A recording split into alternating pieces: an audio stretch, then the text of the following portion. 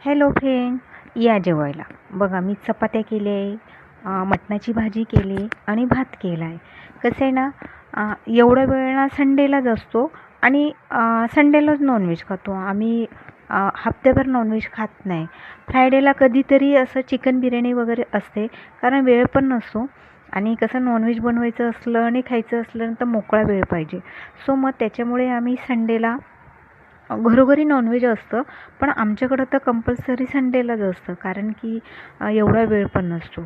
संडेला कसं सुट्टी असल्यामुळे उशिराने जरी उठलं ना तरी पण मग सर्व कामं आटपतात.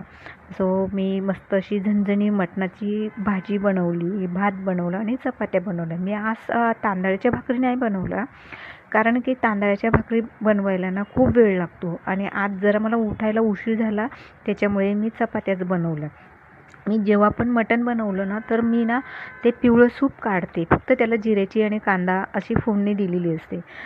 सो ते आम्ही 4 वाजता पितो. 1-1:30 वाजता जेवण झाल्यानंतर 4-5 वाजता चहा न पिता आम्ही ते पितो. सो फ्रेंड, भाजी तर खूप छान दिसते आणि आमच्या भाज्या घरचा मसाला असल्यामुळे भाज्या छान असतात. तर माझा ब्लॉग कसा वाटला तर नक्की सांगा.